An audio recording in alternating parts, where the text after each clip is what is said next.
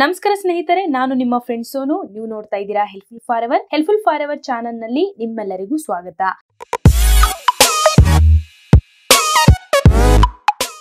Friends, ಇವತ್ತಿನ ವಿಡಿಯೋನಲ್ಲಿ antibiotics ಗಳ ಬಗ್ಗೆ ತಿಳ್ಕೊಳ್ಳೋಣ. ಐ ಹೋಪ್ ಈ ವಿಡಿಯೋ ನಿಮಗೆ ಯೂಸ್ಫುಲ್ ಆಗಬಹುದು. ಸೊ ವಿಡಿಯೋನ ಕೊನೆ ತನಕ ನೋಡ್ತಾ ಇರಿ. ಅದಕ್ಕಿಂತ ಮುಂಚೆ ನೀವು ಇದೇ ಫಸ್ಟ್ ಟೈಮ್ ನನ್ನ ವಿಡಿಯೋಸ್ ಗಳನ್ನ ನೋಡ್ತಾ ಇದ್ರೆ ಇವಾಗಲೇ ಸಬ್ಸ್ಕ್ರೈಬ್ ಮಾಡ್ಕೊಳ್ಳಿ. ಸಬ್ಸ್ಕ್ರೈಬ್ ಮಾಡ್ಕೊಳ್ಳೋದು ಫ್ರೀ ಆಗಿದೆ. ಹಾಗೆ ಹೊಸ ವಿಡಿಯೋಸ್ ಗಳ ನೋಟಿಫಿಕೇಶನ್ ಗಾಗಿ ಬೆಲ್ ಐಕನ್ ಕ್ಲಿಕ್ ಮಾಡೋದನ್ನ ಮರಿಬೇಡಿ. ಫ್ರೆಂಡ್ಸ್, ಈ ವಿಡಿಯೋ ಮಾಡುವ ಉದ್ದೇಶ ಏನಂದ್ರೆ, ಕೆಲವರು ಸಣ್ಣ ಪುಟ್ಟ ಕಾಯಿಲೆಗಳಿಗೆ ಆಂಟಿಬಯೋಟಿಕ್ಸ್ ಅಥವಾ ಟ್ಯಾಬ್ಲೆಟ್ಸ್ ಗಳನ್ನ ತಿಂತಾ ಇರ್ತಾರೆ. ಆದ್ರೆ ಆಂಟಿಬಯೋಟಿಕ್ಸ್ ಆ ಕ್ಷಣದಲ್ಲಿ ಮಾತ್ರ ಪೇನ್ ಕಿಲ್ಲರ್ ತರ ಕೆಲಸ ಮಾಡಬಹುದೇನೋ, ಆದ್ರೆ ಅದರಿಂದ ಸೈಡ್ ಎಫೆಕ್ಟ್ಸ್ ಗಳೇ ಹೆಚ್ಚು. ಹಿಂದಿನ ಕಾಲದಲ್ಲಿ ಅಥವಾ ನಮ್ಮ ಹಿರಿಯರು ಮನೆ ಮದ್ದುಗಳಿಂದನೇ ಆರೋಗ್ಯವನ್ನ ಕಾಪಾಡ್ಕೊಂತಾ ಇದ್ರು. ಆದ್ರೆ ಇವತ್ತು ತಲೆನೋವಿಗೂ ಟ್ಯಾಬ್ಲೆಟ್, ಮೈಕೈ ನೋವಿಗೂ ಟ್ಯಾಬ್ಲೆಟ್, ಹೀಗೆ ಟ್ಯಾಬ್ಲೆಟ್ ಮೇಲೆ, ಪೇನ್ ಕಿಲ್ಲರ್ಸ್ ಮೇಲೆ, ಆಂಟಿಬಯೋಟಿಕ್ಸ್ ಮೇಲೆ ಜನ ಡಿಪೆಂಡ್ ಆಗ್ತಾ ಇದ್ದಾರೆ. ನಿಮಗೆ ಗೊತ್ತಿರಬಹುದು, ನಮ್ಮ ದೇಹದಿಂದ ವಿಷಕಾರಿ ಅಂಶಗಳು ಹೋಗೋದು ಒಂದು ಬೆವರಿನ ಮೂಲಕ, ಮಲದ ಮೂಲಕ, ಮೂತ್ರದ ಮೂಲಕ, ಮತ್ತೊಂದು ಉಸಿರಾಟದ ಮೂಲಕ. ನಮಗೆ ಶೀತ ಅಥವಾ ಕೆಮ್ಮಾದಾಗ ನಮ್ಮ ದೇಹದಲ್ಲಿರುವಂತಹ ಕಫ ಹೊರಗೆ ಬರುತ್ತೆ. ಅದೇ ರೀತಿಯಲ್ಲಿ ಜ್ವರ ಆದಾಗ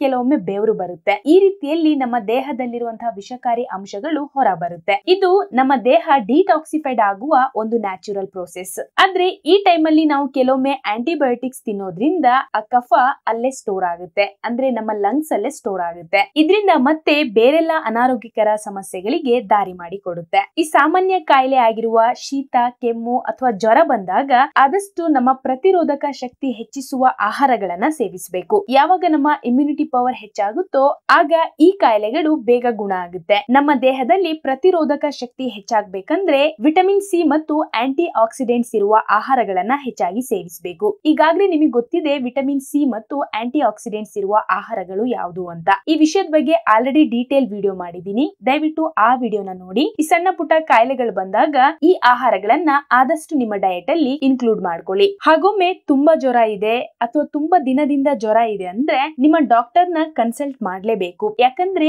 ಆ ಜ್ವರ ಇನ್ಯಾವುದೋ ಕಾಯಿಲೆಯ ಲಕ್ಷಣನೂ ಆಗಿರಬಹುದು. ಅದನ್ನ ನಾವು ನೆಗ್ಲೆಕ್ಟ್ ಮಾಡಕ್ ಆಗಲ್ಲ. ಈ ವಿಡಿಯೋನ ನಾನು ಯಾರಿಗೆ ಡೆಡಿಕೇಟ್ ಮಾಡ್ತಾ ಇದ್ದೀನಿ ಅಂದ್ರೆ, ಯಾರು ಅವರ ಲೈಫ್ ಅಲ್ಲಿ ಹೆಚ್ಚು ಆಂಟಿಬಯೋಟಿಕ್ಸ್ ಗಳ ಮೇಲೆ ಡಿಪೆಂಡ್ ಆಗಿದಾರೋ ಅವರಿಗೆ. ಕೆಲವರಂತೂ ಸಣ್ಣ ಪುಟ್ಟಕ್ಕೂ ಟ್ಯಾಬ್ಲೆಟ್ಸ್ ಗಳನ್ನ ತಿಂತಾರೆ. ತಲೆನೋವು ಬಂದ್ರು ಟ್ಯಾಬ್ಲೆಟ್ಸ್ ತಿಂತಾರೆ, ಮೈ ಕೈ ನೋವಿಗೆ ಪೇನ್ ಕಿಲ್ಲರ್ಸ್ ತಗೊಂತಾರೆ, ಇನ್ನು ಕೆಲವರು ಪೀರಿಯಡ್ಸ್ ನಿಲ್ಸ್ಲಿಕ್ಕೆ ಟ್ಯಾಬ್ಲೆಟ್ ತಗೊಂಡ್ರೆ, ಇನ್ನು ಕೆಲವರು ಪೀರಿಯಡ್ಸ್ ಬೇಗ ಆಗ್ಲಿ ಅಂತ ಟ್ಯಾಬ್ಲೆಟ್ ತಗೊಂತಾರೆ. ಒಟ್ಟಾರೆಯಾಗಿ ಅವರ ದೇಹವನ್ನ ನ್ಯಾಚುರಲ್ ಆಗಿ ನೋಡ್ಕೊಳ್ಳೋದೇ ಇಲ್ಲ. ಈ ರೀತಿ ಜೀವನ ಶೈಲಿ ನಡೆಸೋರಿಗೆ ಈ ವಿಡಿಯೋ ಹೆಲ್ಪ್ಫುಲ್ ಆಗಬಹುದೇನೋ ಅಥವಾ ಇನ್ಫಾರ್ಮೇಟಿವ್ ಆಗಬಹುದೇನೋ ಅಂತ ಮಾಡಿದೀನಿ ಅಷ್ಟೇ. ಐ ಹೋಪ್ ಈ ವಿಡಿಯೋ ನಿಮಗೆ ಹೆಲ್ಪ್ಫುಲ್ ಆಗಿರಬಹುದು. ಹೆಲ್ಪ್ಫುಲ್ ಅಂತ ಅನ್ಸಿದ್ರೆ ಲೈಕ್ ಮಾಡಿ, ಹಾಗೆ ಈ ವಿಡಿಯೋನ ಆದಷ್ಟು ಶೇರ್ ಮಾಡಿ. That's it friends. ಈ ವಿಡಿಯೋ ನೋಡಿದ್ದಕ್ಕಾಗಿ ಧನ್ಯವಾದಗಳು.